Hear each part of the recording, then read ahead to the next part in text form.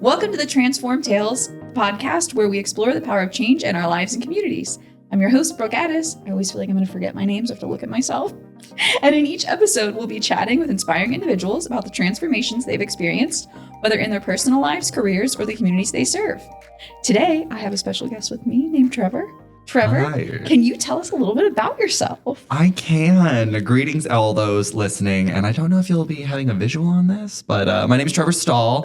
I am a Civic Innovation Specialist in the Department of Innovation and Performance at the city of Pittsburgh.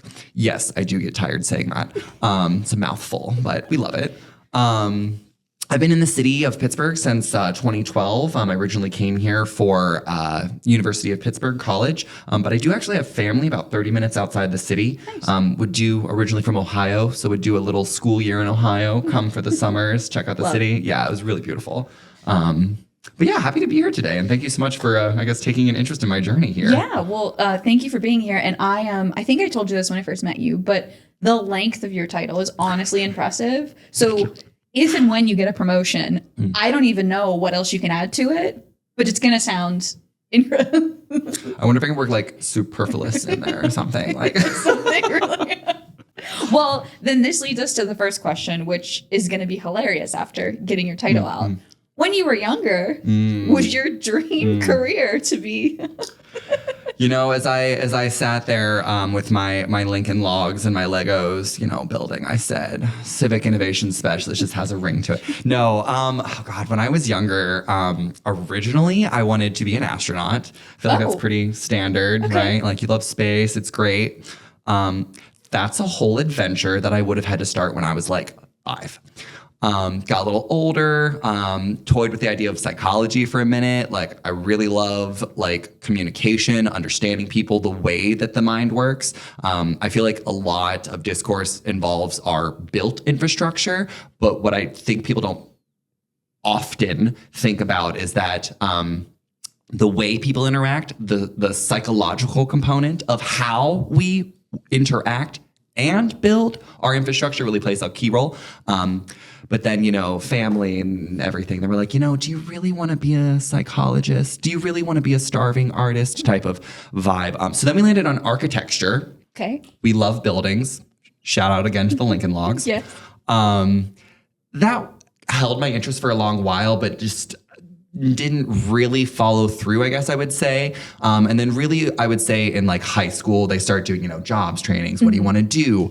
I actually did a shadowing program at this, it was the Timken company. Okay. They were a mechanical engineering company. They still are.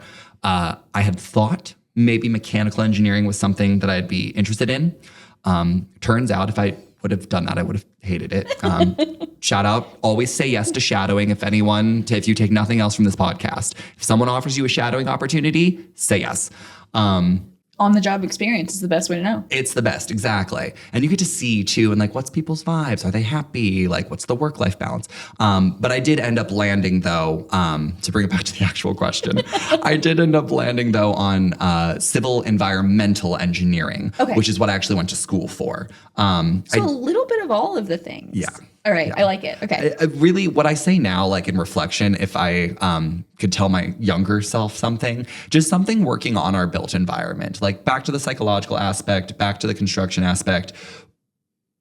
Humans, to me, are so interesting because we build our habitat. We don't just say, oh, well, I'm a monarch butterfly and I only need milkweeds. We're like, what if I built this thing to my specifications? So I love that interaction. I am also a big environmentalist, I would say. Okay. So one of the things that still to this day gets me is I do think we could be making a more intentional and better job to build our environment. So civil environmental engineering is where I ended up. And then I did technically graduate with environmental science. So my educational background, civil environmental engineering, and then environmental science. So I have this really nice marrying of lots of the creativity and the practical skills. Exactly. It's good. Yeah. I think that works. It well rounds. Especially going from astronaut to where we are today. We literally came back from the clouds. Yeah, we came back down. We got grounded. Well, that's incredible. I'm glad in all the things you thought you wanted to do, you ended up with a really good balance. Yeah. It worked out, I think. And I will say, even in college, again, I was civil environmental engineering. I was really not vibing with my like coursework, if I'm being honest. Who is? Right. So it's, I guess, like, what did I want to be when I grow up? I'll let you know when I figure that out. When I grow up, I'll tell you. Right. Yeah. I'm still youthful. But yeah, I remember sitting in, I think it was like structures or something, in my engineering coursework, and I was looking at my path to graduation, and I was like, man, you know, I have all of these civil engineering coursework classes, like project management, again, structures. They were starting to get into like superstructures, bridges, things like that, a little bit of AutoCAD. And I was just really bored. Like, I'm not saying I was like an A+ student or something like that, but the material was interesting, but didn't really spark anything in me. I had one environmental engineering class, loved that. If I would not have changed my majors, though, I would have had one other environmental engineering class, and that was it. So shout out to my friend Shay Rosemore. Don't know if you'll ever listen to this. I still credit her with like checking you and telling you. Yeah, really just like kind of sitting me down. She put together 3 pathways to graduation for me. My current pathway, civil environmental engineering, laid that out. Just environmental science, laid that out. And then kind of a hybrid model where I could take a couple environmental science classes and then see if it was even something that I liked, because all of these classes would still count for both. I ended up going the hybrid route. Fell in love with everything environmental science, really. It really just kind of looks at how humans interact with the world and our environment, taking these super, super complex systems and like narrowing it down to this like tiny little square. Once you figure that out, you just build it back up. So that's again, a good friend. She is amazing. Shout out Shay. Yeah, that is, I mean, someone saying, hey, I know you're doing this, but like, let's look at your options before you look back and go, oh, I have to go to school for 4 more years to get where I want to. So really, yeah, shout out to Shay. Shout out to Shay. Yeah. Well, a lot of change is happening in the city of Pittsburgh. The draft will be here next year, which is crazy. I mean, big. Your office is downtown, all that construction, the traffic, we both dealt with that today. All the new bus lanes. Yeah. Oh my God. Everything. Do you see any, like, from your scope of looking at the city and what's happening right now, any cool impacts of the draft? Like, is it changing anything in your, you know? So I would say not directly. Okay. It is all hands on decks. I will full-heartedly say that. We got the draft announcement, and my team, we just kind of looked at each other, and there was this look of, get your vacation in now. Take it now. I would say the biggest impact that I have seen in my personal work, though, is so I work in economic development, Civic Innovation Specialist. I tell people my work can be broken down into 3 main buckets. Okay. The 2 smaller ones are university connections. So things like getting together letters of support, indicating what research we would like to see, getting research from the universities and showcasing that to our city departments, a little bit of liaison. I run a program for the city called Bloomberg Philanthropies What Works Cities. They really make me work with all these mouthfuls. They like these long titles. They really do. They really do. My tongue gets quite the linguistic workout. But Bloomberg Philanthropies puts forward 43 criteria around how cities can best govern using data and evidence. Pittsburgh, I originally led us to getting silver certified. Just this year, actually, we got gold certified. Wow. Yeah, we got, I think it was 34 criteria, which got us gold, which was nice. There's only, last I checked, like 202 cities in North, Central, and South America that even are certified. And I think there's only like 35, 45, something like that have gold. So it's a little prestigious, kind of. Yeah, that's. Yeah. Well, I was very proud of it. Where's the giant sculpture? Like, we got the draft clock. They should have given you a giant. We have a lovely plaque on the wall that no one sees. And then it's pretty cool though, because that one, a little bit of a side tangent, but that effort particularly, I get to work with a lot of city departments, and it does things like saying like budget-driven criteria, for instance, focuses on, we want to see like crime reduction in the city. We're going to put forward this program. We're going to invest $100,000. You look at it a year later and say, it's not having the impact that we wanted it to. Let's divest from this program and invest in this program because we see it's having an impact type of sitch. So it's cool. It's cool criteria like that. That's Bloomberg Philanthropies. My last bucket, which Since you have so much time. I know, right? Yeah, so much time. God. I do love one thing I'll say, the city doesn't do overtime, but they do comp time. So if I work more than the 40, that just builds into vacation. We use that at Christmas. Good. Yes, as you should. Yeah. But I think how we kind of got connected, though, my biggest bucket of work, PGH Lab, right? Yes. So PGH Lab is a program where me and a colleague of mine host a platform for specifically City of Pittsburgh startup companies. You have to have a City of Pittsburgh address. They apply. We showcase those services to city departments. The city department says, that's really cool, and we can do something with that. We make 4 connections a year.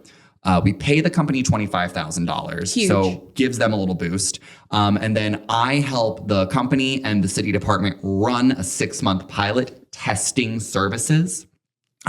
Super cool. Get to meet a lot of really cool companies, a lot of really passionate, driven people.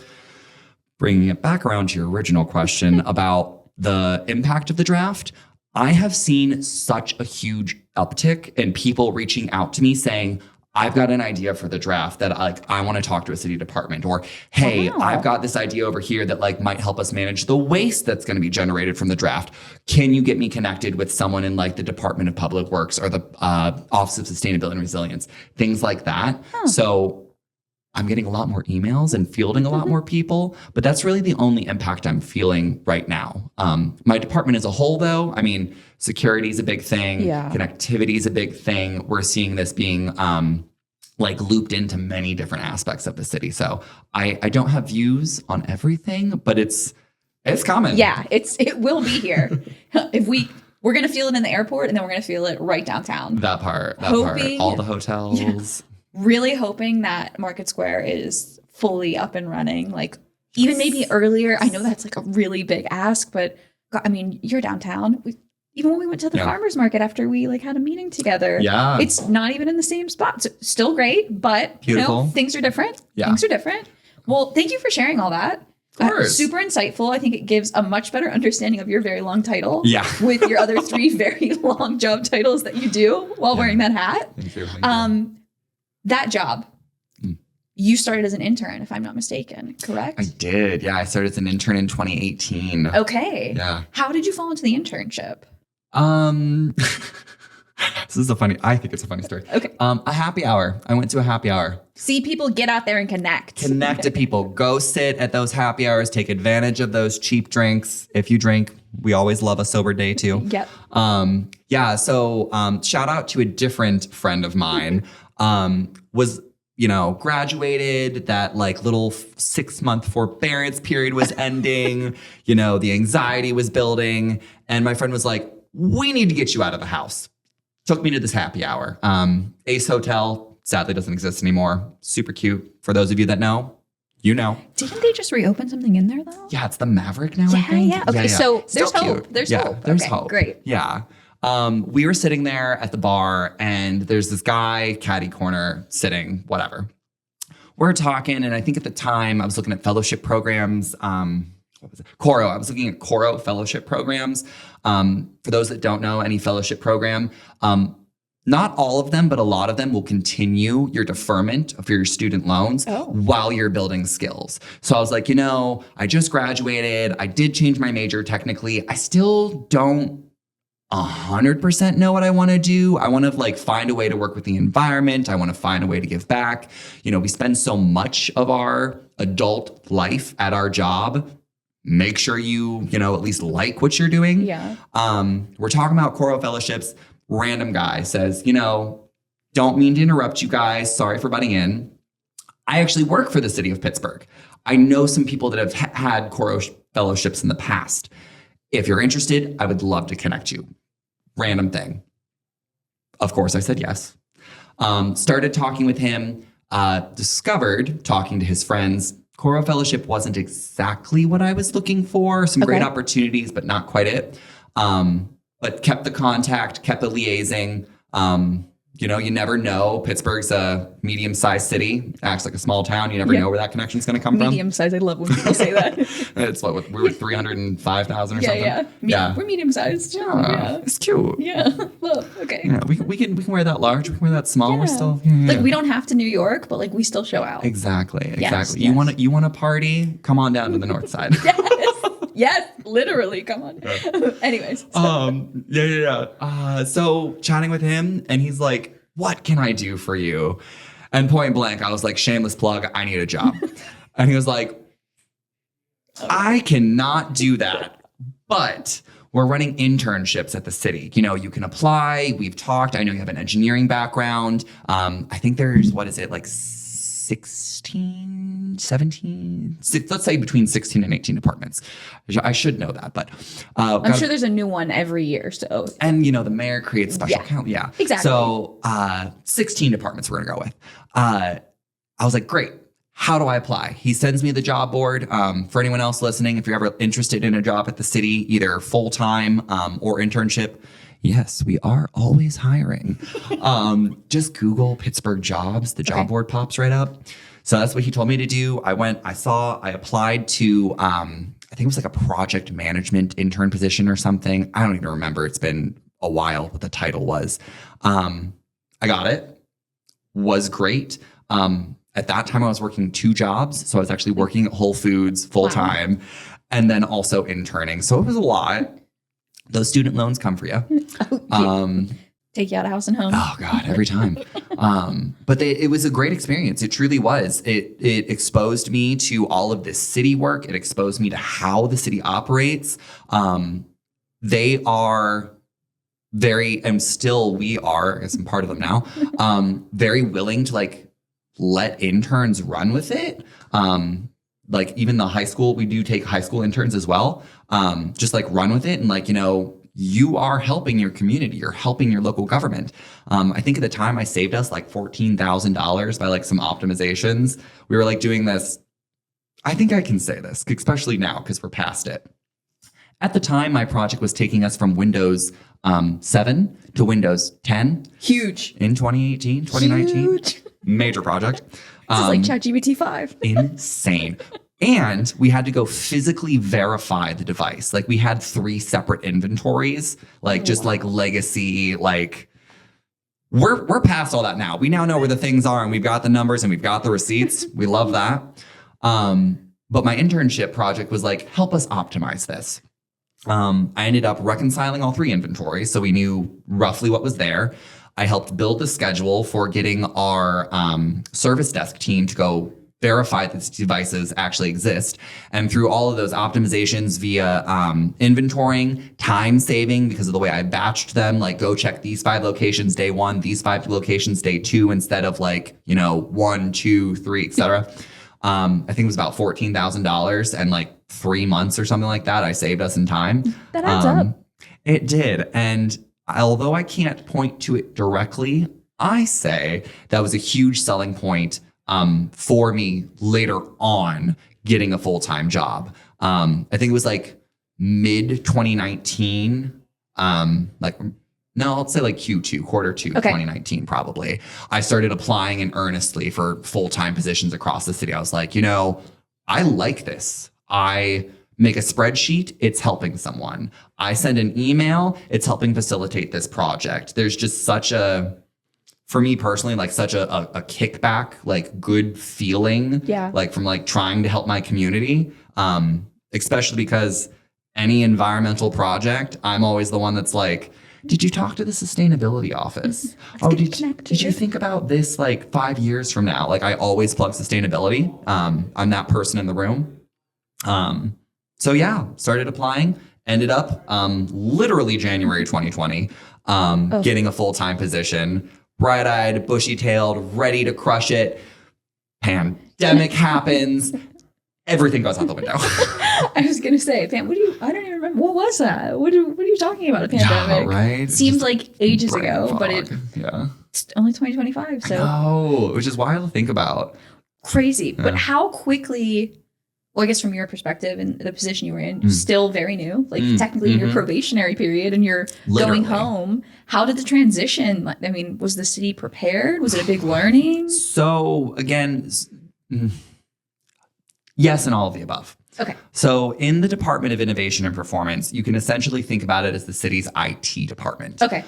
Historically, every department kind of managed its own IT. I can't tell you the year or date specifically, but prior to me, there was a big effort to bring everything into one department, and that created the Department of Innovation and Performance. Okay.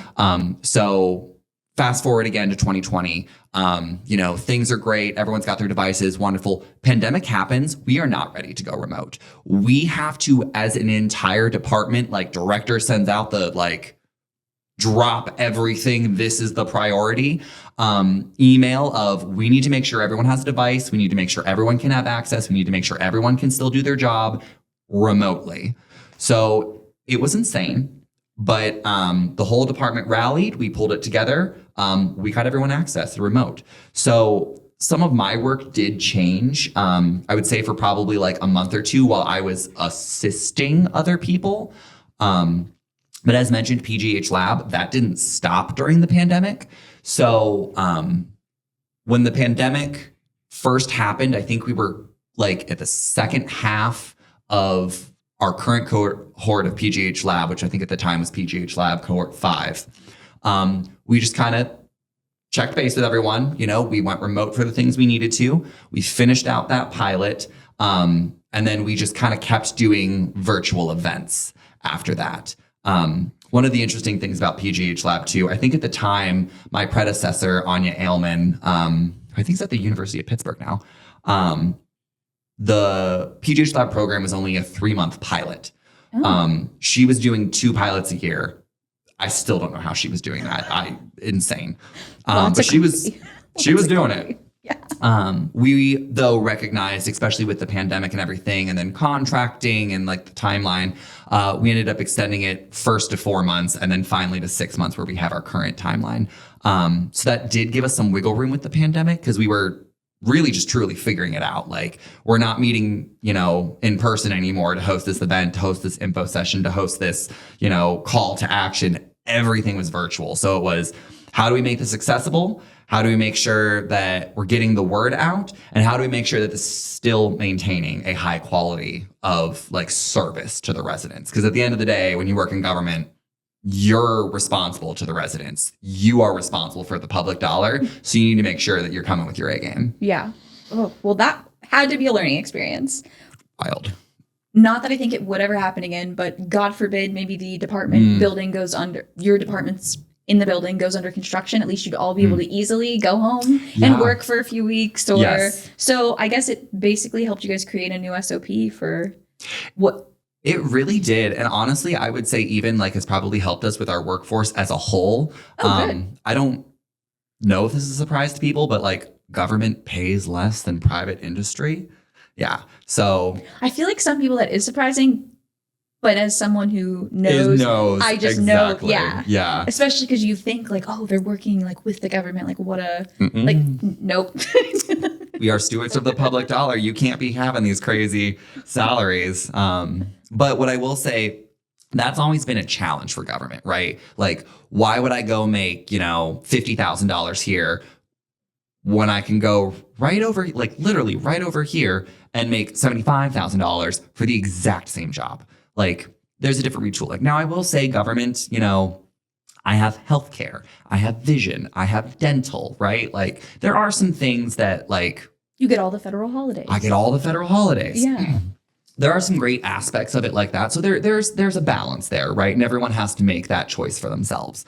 But with the pandemic, going fully remote, post-pandemic, we actually do, not everyone, it's a little job title specific, but some of the jobs we're able to maintain a hybrid schedule. So for me, for instance, I actually have a hybrid schedule, 3 days in office, 2 days remote. And that has been huge, I think, for getting talent and attracting talent to city positions. Because what we're seeing elsewhere is a lot of people, private industry, for instance, are going full time in office again. That's difficult. Like I think as a society had such an awakening from the pandemic. Like, yes, it was horrible. People died. Never want to minimize that. But in terms of how we operate in our day-to-day life, we did the thing. We did the job from the comfort of our couch. We weren't in the car for 4 hours a day. We weren't in the car for 4 hours a day. We weren't in traffic. We weren't spending money on lunch everywhere. Yep. Like, there really was a retooling. And there's a balance, right? Like, I still love going into the office. There's a difference between, teamsing someone and saying, hey, do you got 5 minutes? And walking over to their desk and being like, oh, hey, okay, you do. And, there's a different type of collaboration. But it really did. The work-life balance is huge. Like, I'll even say they're like, people have kids, little gremlins running around. So the parents in our office now, because we have the 2 days remote, they can say, oh, shucks, I got to go pick up, Billy and Susie on, Wednesday from soccer practice.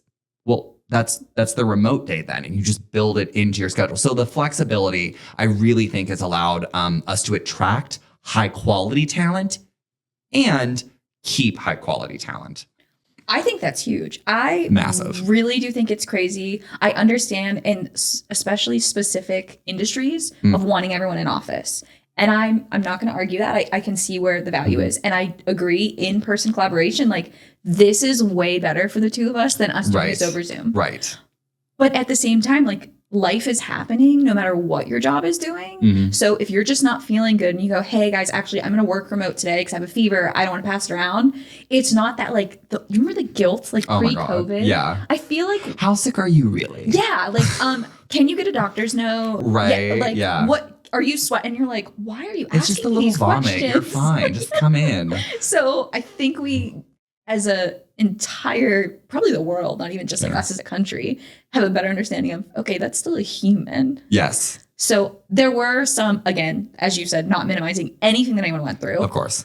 Horrible time. Let's never do that again. But some good things came out of it. Right. We learned a lot about ourselves. And I will say, like, I'll add to, like, as a person, I always do look for that silver lining, right? Like, I think it's important to acknowledge the sadness, and I think it's important to give it its time, but I'm never one to just wallow in it, right? Yes. Like, there has to be something, like, again, silver lining that you can pull out of it, even like through that sadness, right? Like, you have a better understanding of your emotions. You have a better understanding of, like, your response there. Perhaps you came out the other side of that knowing how to take care of yourself better. Or perhaps your community rallied around you and now you, like, see who those people are that got your back when you need it. So acknowledging the death, but also thank you for the remote work. Yes, thank you. Actually, thank you. What is your favorite thing about your job in the day-to-day? Do you have a favorite aspect? Ooh, honestly, I really do think it's the getting to meet so many people. There is a small, like, downside there. I am name blind. So I'm just like, you that I've met 4 times. Great to see you. But I really love getting to meet all of these super passionate people about what like activities they're doing, what jobs they're doing, what research they're doing. I'll talk about a company we just had through PGH Lab. Because you just wrapped 10, right? We did, yeah. 11 will be soon. Last month, yeah. Oh, God. Great wrap-up party. Thank you. You're welcome. Thank you. It was nice, too. And so the facilitation, though, like, meeting people facilitation, maybe it is the facilitation is my favorite part. Because there's just this really nice moment I get, and this is what I was going to mention with Reclamation Factory.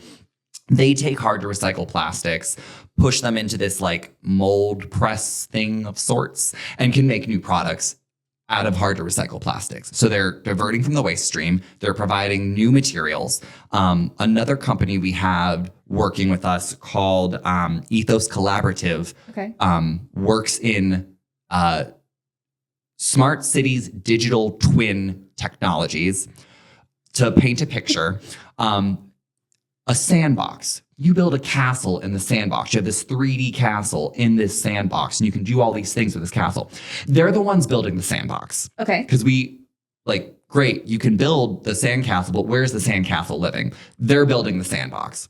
So one of the really cool things that happened at the wrap-up event that was this, like, great moment for me via facilitation was completely independent outside of anything that I had to do, just because they were in the program together and they were in the same room together. And part of the program is facilitating time for the founders just to like in a casual setting talk with each other. Yeah. They're starting to develop a whole new like streamline and process collaboratively together. So That's incredible. Knowing random people that are passionate in the city and then also connecting them to each other, like that's my favorite part. Like, do things that don't even involve me. Do cool things that don't even involve me. I'm glad you two met. Run with it. Yeah, like let's check in a couple months so I can see what you're doing. And when you say, you might not even know, hard to recycle, you're talking about like all the plastics that like we can't throw in the recycling bin, like 6, 7, like that higher. Okay, yeah, I just wanted to make sure. I didn't know if you meant like just physically harder. Do you know what I'm saying? Like really? Well, so high density polyethylenes and things like that. Yeah, perfect. Yeah. So like another example, just kind of paint a picture. Clamshells, right? Take out clamshells, not the styrofoam, the plastic ones. We can now recycle those. We couldn't previously. There was a lot of retooling that had to go just so we could recycle those as a city, right? Like I'm not going to talk too much about it because I don't want to put my foot in my mouth. Yeah. But like the companies and the structures and the organizations that we work with to recycle didn't have the infrastructure. Well, who's going to pay for the infrastructure? Is the city going to pay for it? Are they going to pay for it? Is it collaboration? Whatever. There's so much that goes into it. Now we can take clamshells. That was a multi-year process. Reclamation Factory, independent of both of like the city entities and the recycling entities, said, well, this is a problem. How do I solve this? And made their own value stream and their own like system of dealing with these. So they contacted PGH Lab though to learn what our interaction is. And now I think it was Recycle Source. Yeah, Recycle Source is the name. We helped connect them to Recycle Source. And again, liaising, they're running with it outside of us now. And if they make something happen, that's going to benefit the whole city. Yeah, that's incredible. I remember, I think it was 2021. I was living on the east side. I remember when we all got new trash cans and recycling bins. Yes, the blue bins. Yeah, the blue. And I was like, hot button topic. I was like, look at us. I lived in Rhode Island for a time, very big recycling community. And this is like 10 years prior. My roommate and I had 4 recycling bins. And we're like in college. If you did not put one out, they would give you a fine that you would get in the mail. So you had to recycle. Oh, wow. So I loved when I loved the blue bins. I was glad they came out. Me too. And I feel like the blue bins too are nice because like there's some information on there. Yes. It standardizes it.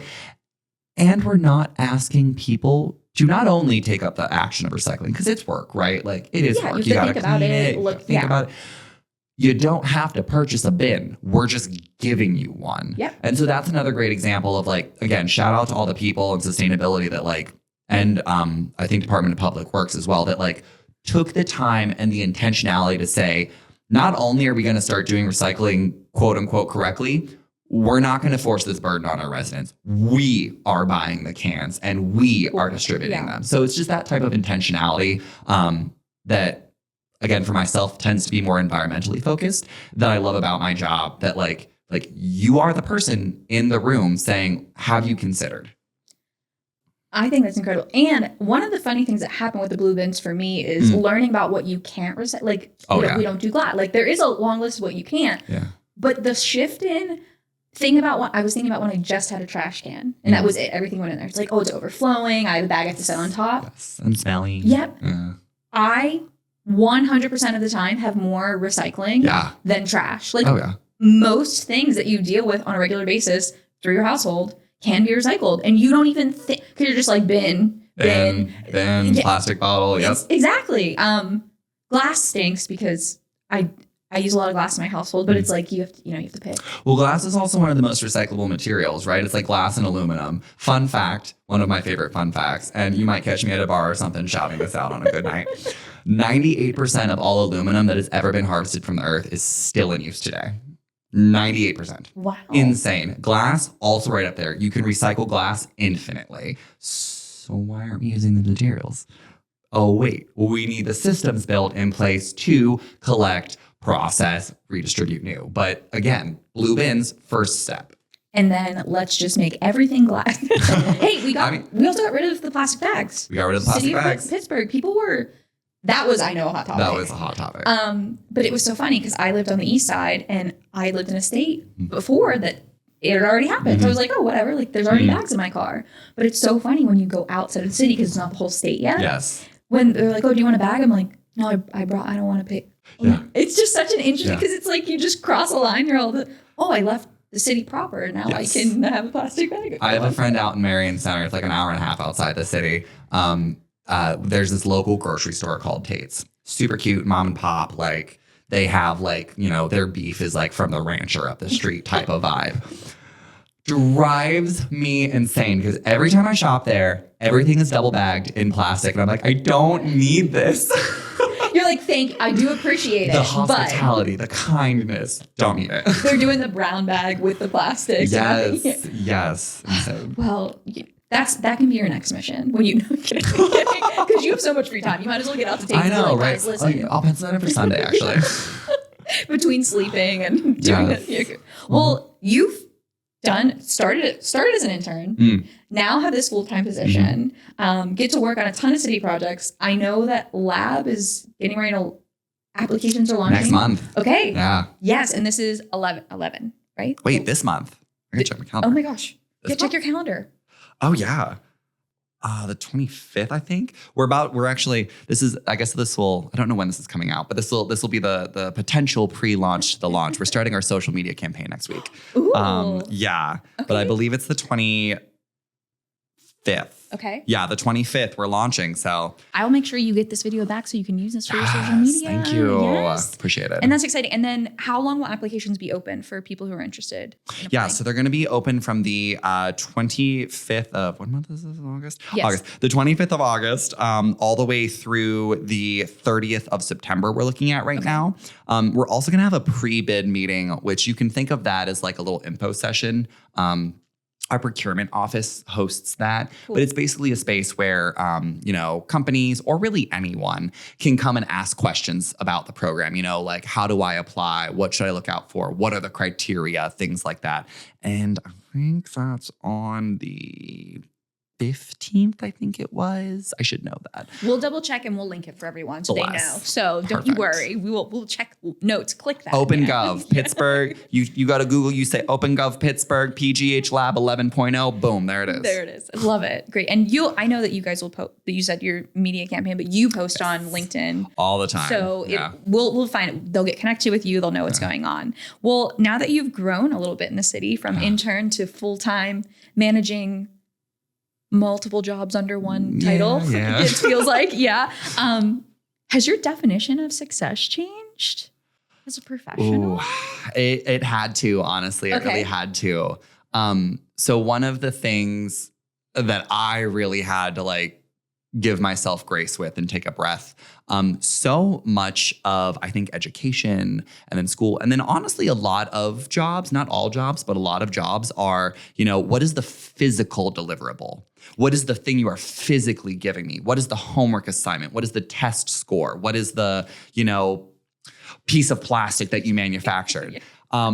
So much of my job does not have a tangible deliverable. So for the longest time, success for me was, well, I gave you the thing. You got the thing.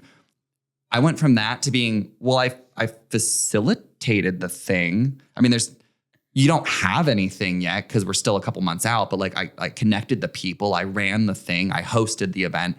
So I really had to take a pause and say, what does success actually look like for me? And so for me, I kind of define success nowadays as you go in, you were prepared, right? You did your homework beforehand. There's always surprises, but you did the best you could. You did the thing. You fielded the questions, you facilitated the thing, you finished the spreadsheet. Sometimes I get to do things like that. You did the thing, and then at the end of it, it's not forgotten. It's not just dust in the wind or whatever. There's a follow-up meeting. There's someone talking about it.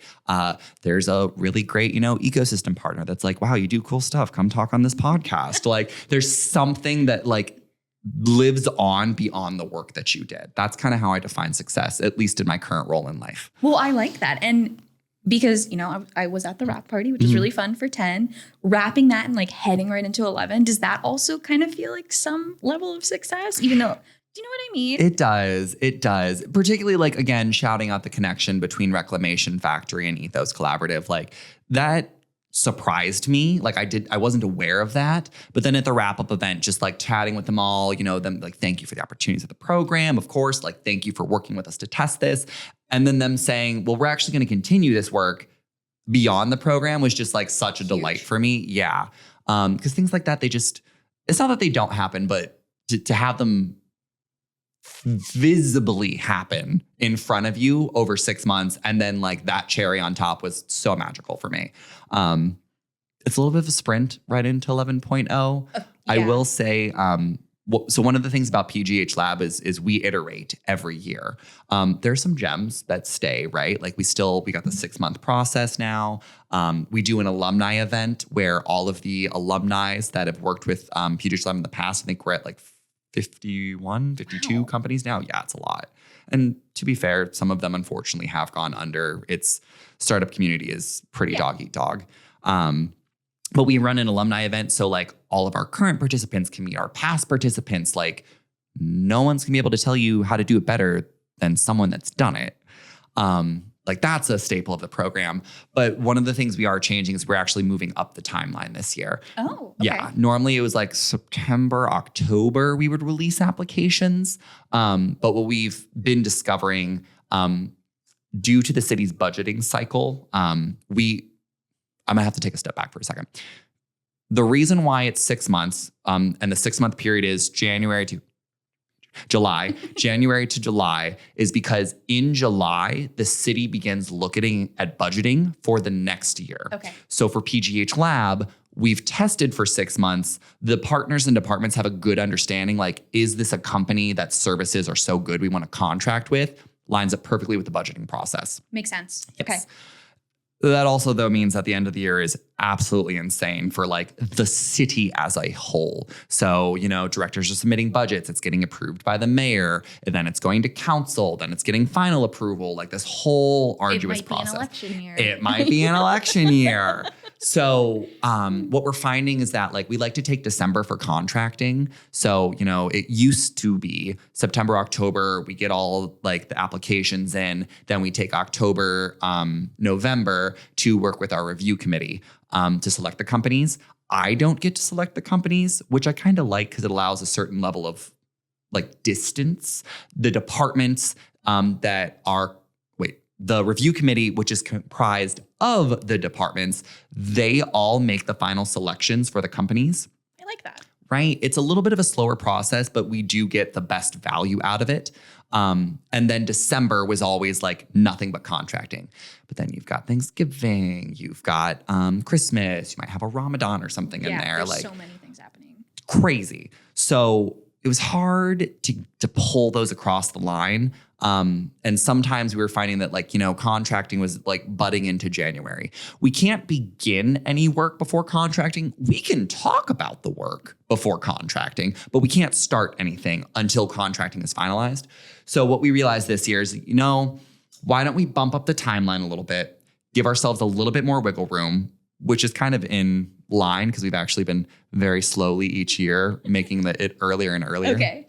Hopefully this will be the sweet spot. All right. I like it. But yeah, so contracting, call to action a little bit earlier this year. So hopefully everything is done and dusted for a true January start. And we can kind of forget about that 2 weeks where everyone's working. Yes. Was it Christmas? Yeah, New there's some sort of Year's? holiday with some- presents. I don't know. Stuff that they Time's do. passing. Yeah, exactly. But it's really weird. It's also really cold. Yeah. Oh my gosh. And who knows what kind of our snow situation will be. Yes. Yes. Yeah. I am still thankful for the snow. I love a 4 seasons. I agree. I would rather it be cold and looking at the snow than Yes. cold and looking at melty, Yes. slushy, muddy. Whatever that is. Yeah. Salts. Yeah, No, it's no, not. thank you. It's just not good. Gosh, that's so exciting. And I'm excited to see who applies for 11. It's going to happen quick. I'm sure the first day you'll get a ton. And then the day before they close, you'll also get a ton more. Yes, exactly that. We not always, but a lot of the times we will actually extend the application period for like a week or something. For those procrastinators. Yes, which like we try to make it as low a bar as entry as possible, and again, stewards of the public dollar, we do have to make sure like there is a threshold. So we do have to make sure that like we are getting at least some of those. Like you have to have your tax IEN number. You have to make sure that you're submitting like who you want to work with. That might not be who you actually work with, but you need to have an idea. We require a minimum viable product. We can't just be, My out dog here. can't apply. Exactly. Okay, Like that's you can't fair. be like, I want to do something with animals. Okay, but like, what do you want to do? Yeah, like we can't do discovery like that. So minimum viable product. And most of our applications, and this is something that I have like personally been very intentional about showing up for and then continuing to liaise and then continuing to curate. We get most of our companies from the other incubator accelerator programs in the city. Awesome. We do calls to actions. I'm talking the Ascenders. I'm talking the robotics lab, create, destroy, like all of these entities, like universities, like all these entities say, hey, you're doing applications. We've got a company that actually just finished doing their like background research. We think they might have something that would be great to test at the city. When's the application cycle? We send them, we get them to apply. And a lot of our companies do come from those partnerships, those entities that have already worked with companies. And now they're ready for that next step. And I'll add to something that we really try to hone in with PGH Lab. Like we're essentially a startup incubator program for government, but that's not unique, right? There are so many other like entities in the city that are pretty much doing exactly what we're doing, except we focus on government. We teach you how government works. We teach you the timelines. We teach you the arduous hurdles that you have to jump over because we are stewards of the public. Like we teach it. The RFPs, requests for proposals for those that don't know, like all of that. We hammer that so hard because that's our niche. We're not unique in what we do. We are unique in that we're government. So yes, you just took, an Ascender or whatever that is. You did the thing. You're kind of doing the thing again, but you're doing it with government. And here's how it's different. Let's elevate your work. Let's elevate your service. Well, that also has to be really good for the startup community because there's a huge opportunity there. Yeah. As far as like the amount of RFPs that go. I mean, I've looked at them. I've looked at it because some of them are open for years. Yeah. Depending on how large or how many like phases to projects there are. So you could have, I'm sure it's happened. People have probably applied and then no longer been a business by the time there's. That has happened, yeah. And we do a little bit of filtering with it because like I said, we do need to have a minimum viable product. We've had some really cool ideas that have applied, but they're like, I want to develop with you this thing. We can't really do that. Need you to be the brainchild. Exactly. Yeah. Especially because like one of the main jobs of the review committee is to say, we can take action on this now. This isn't a 6-month planning process. This is, I haven't thought of that, or even better, we have been looking for this. Let's test it for 6 months to see what it looks like. That's awesome. And what's the feedback that you guys get from lab, from the people that you work with, or about the process? Is it mostly good feedback? Do you learn because you make these iterations and changes each year? We do. We learn. We do a little like offboarding, kind of like cool. What worked, what didn't work type of thing. Actually, the component that I talked about where we now take very intentional space to say like, we're not asking you for homework. We're not like bringing someone in to educate you. We're not doing anything particularly. We're just, the program managers and the companies, let's all go get coffee for an hour and just talk. That was a very intentional add into the program based off of feedback from past cycles, because we were getting feedback from the companies. Yeah, it's great. I love learning about government. Yeah, it's great that you guys, connect us to the county. You connect us to the authority. You do this type of thing over here. But they were missing an element of like that true like cohort camaraderie because we didn't bake in, you're seeing them for, maybe an hour or maybe even 3 hours, but you're at like a info session where someone's talking to you exactly about like, the insurances that you need or like our procurement process or something. You're not getting that conversational one-on-one.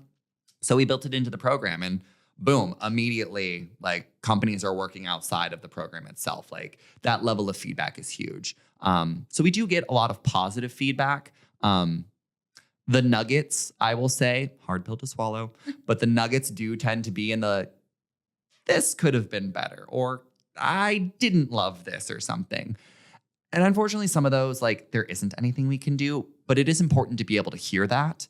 And you do need to be able to say, this is why, or this is what we're working on, or whatever that next iteration is, we are going to take that into consideration, and then actually try to do something with that. Because it's hard. It's hard. And everyone's got different opinions.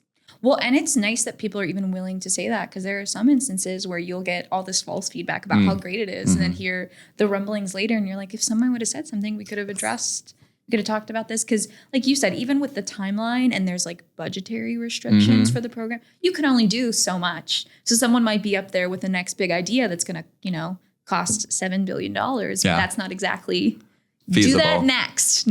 This isn't here. This is a building block to get there. And it's funny you say that too, because I guess that is something worth calling out. Like, just as much as like the companies and everyone else is constrained by government, like I too, and like the program too, are constrained by government. Like, at some point you do hit the wall and there's like, there is no more give. Like, this is it. Yeah. And it's important to keep that in mind too. Like, yes, I love to look at the pie in the sky, bright side, silver lining. But at some point, like, reality does kick in, and it's like, here's the boundaries. Exactly. Exactly. And one thing too, more with the iteration, I'll say, like, even from the internal side. So I've done I've done 6 cohorts of PGH Lab now. And we, again, very intentional. When we took it over, it was hard to get the buy-in from the city, like just getting the departments to see the value in it. So first point of iteration, with that feedback that they were saying, we love this program, but like, it is a little difficult. And like, there's this over here. And so, like, my director doesn't even know about this sometimes, like, because we're getting volunteers, like the city staff are volunteering on top of their regular work to work with these companies. So that first point of iteration, we did a whole package, taking it to the mayor, making sure the mayor understood, taking it to the directors, making sure the directors understood. So that way, when that staffer says, hey, director, there's this cool idea that might actually, the director says, oh, PGH, I know them. Yeah, go for it, please. So that iterative process is huge. That communication. Hey, transparency. We love it. Well, I'm glad to hear. It's good to hear. Because I feel like so stereotypically you hear the bad parts of government and the things that get stuck in the mud and don't evolve. It's good to hear that evolution is happening, and from the top down, people are aware of what's going on. And I'm sure that makes the entire city better as a whole, even though it's like little stepping stones. I would agree. And I do have to give a shout out to like my leadership, like my director, like even the mayor, like 2 mayors now. I started under Mayor Peduto and now Mayor Gainey. We'll see who's next. The leadership all the way up to the top has really seen the value in the program. These are local companies working on local problems, hiring local people. So the program really does sell itself, but if no one knows or understands it, it doesn't matter. Yeah. So we've really tried to be intentional with the information and the selling of the program. And every time so far they've bought in, they've said, this is great. I want to support this. Peduto really allowed us to just kind of like run and change the program. We do take like areas of interest from the mayor. Cool. One of the legacies from Peduto, we still have sustainability and resilience as one of our core components of the program, like areas of interest. Doesn't guarantee you'll get a spot, but it is at least signaling that like, come to us like with these cool solutions. Mayor Gainey, he added health and safety to our tagline. So like that's another huge component that we've been able to incorporate into the program. I'm very curious to see what's next. Exactly. I will tease that we ourselves are adding in AI and other smart cities technologies, right? Into this, like, have to. What's in our backyard, right? Like, why are we looking to Silicon Valley? Why are we looking to New York? Like, Pittsburgh's got some innovation. Like, what are we doing here? It's so cool. Yeah. Well, I have to ask, since you brought up technology, how do you feel like in your career, your path, I mean, your life in general, what has technology done for you? Has it been a catalyst, a constraint, at both?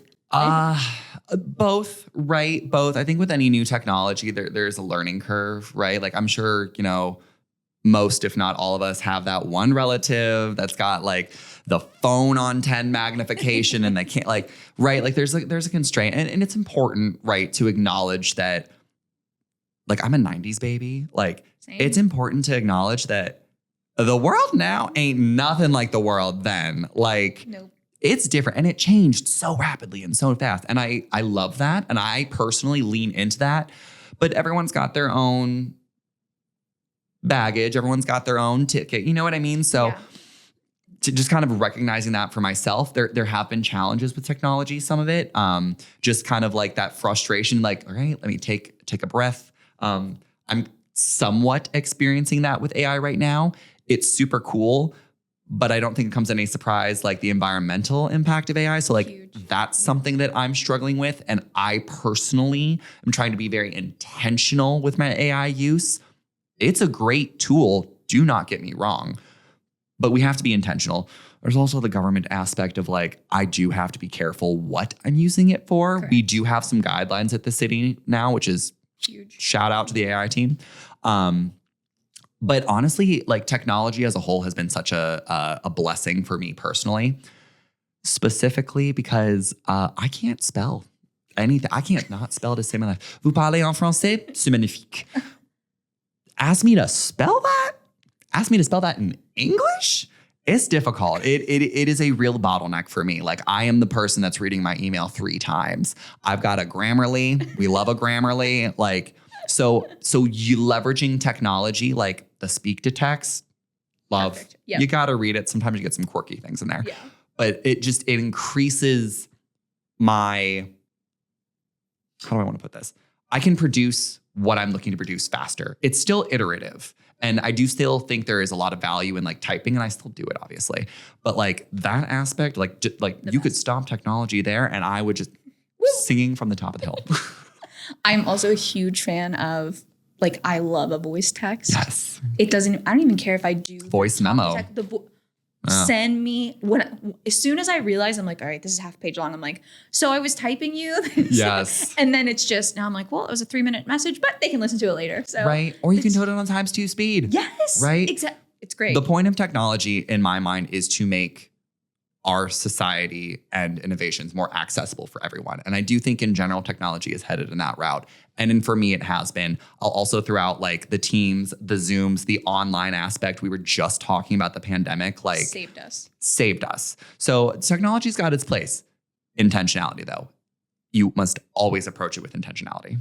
Yes. And I also think we all have to, which I know you don't have a problem with, but we all have to stay authentic. And I think that's one thing that technology tries to disrupt, even sometimes not on purpose. It just kind of happens. Yeah.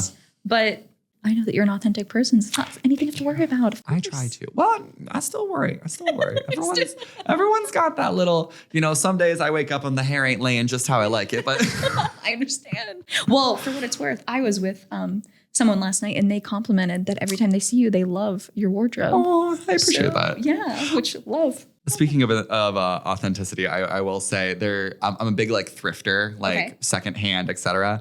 Sustainability again. Sustainability. Also just like better quality. Like I've got some shirts from the 1940s that I'm like, I've washed this shirt the same amount of times as the shirt I just bought. And this new one's already fallen apart. You know what I mean? Yeah. So there's quality aspect in there. But I will say, someone pointed out to me, it was a friend of mine, my LinkedIn, my social media, my professional posts, my headshots, any awards or anything, even this, none of my outfits or looks have been remotely identical. And I'm like, listen, there is too much fun and too much color and like expression. Life. Yeah. Like I don't got time to repeat an outfit for something that it's going to last forever on the internet. I recently had someone at a network event tell me, because they turned around and they go, Brooke, and I went, yeah, because I got new glasses. I was going to compliment. Those look sweet. Thank and I you. love the... They're the meta frames. So yes, on the meta meta frames, yes. They said, you're really hard to keep up with in person because you never look the same when I see you. And I went, oh, they were like, curly hair last time, different glasses, now it's straight. And I'm like, you know what? You're right. Keep on your toes. We can't be confined to any one box, all right? Life is meant to be free-flowing. Exactly. Well, this has been super fun. Yeah. I really appreciate you coming and I appreciate you asking. Yeah, I think what you do is fascinating, even beyond the fact that your title is so long. Does it even fit on a business card? It does. It Okay. does fit on a business card. not I will say though, when I type it into things, it always kicks it to that second line. But Do you have anything before we head out of here and wrap it up that you'd like to share about either yourself or your journey you've been on? I mean, this is fun. I feel energized. I want to go apply to PGH Lab, and I don't even have I don't have an MVP. I mean, so. podcasts for the people. Bring the people's innovations to us. Maybe submit that. If I were to leave the podcast with one thing, it's this. Don't be afraid to run there. Like, don't be afraid to go there. Don't be afraid to go out on the limb. Make sure you got you. Like, don't put yourself in an unsafe position. Like, don't make yourself destitute. But like, go out on that limb. Like, you are your biggest limiter. I just told you that, like, technically my pathway to a job started at a happy hour. Like, that is insane. Like, network with the people, be kind, right? Like, you never know what side comment's gonna, in Pittsburgh, get back to someone. Just be your authentic self and be kind. And like, I'm not saying lie. Like, if you don't have anything nice to say and you can't just not say anything, make sure it's truthful and make sure you'd stand by it. But like, just be kind and go out on that limb. And then especially for the city, like, I really do want to plug like the city jobs. Like, it has like beyond the like giving back aspect of it, like it has really like helped me bloom into such an authentic version of myself because it's connected me to the city. I know more about what's going on. The benefits and the jobs like give me the breathing room. Like, yes, the pay could be better, but like, I'm like, even in private industry, I'm sure people would say the same. Like, people always live within the means of which they're being paid. But the city jobs really are where it's at. Like, you have the power to be the voice in the room, impacting not only your own life, but your neighborhood, your colleagues, your city as a whole. And whatever, federal level, whatever, local government has the largest impact on your day-to-day life. Like, hands down. What we are doing and what we are working on now at the city is going to impact generations to come. So, like, be authentic, go out on that limb, try something new, maybe apply for the city. Just saying. Maybe work with Trever. Maybe work with me. Come hang out. Well, again, thank you so much for coming on. I think this is going to be really well received. And I think you've not only told an exciting story about yourself, but given a different, like, kind of spotlight on the city and what's happening. And I'm so happy you were able to share. Yeah. And again, Brooke, thank you so much for having me on. It's been really great. If anyone wants to connect, hit me up. Yep, I will have all your links and anything else you'd like to share. All right, guys, that's a wrap on another episode of the Transform Tales. I hope this discussion has inspired you to consider the transformations in your own life. I'm Brooke Addis, reminding you the next chapter might be your best one yet. Until next time, see you, bye.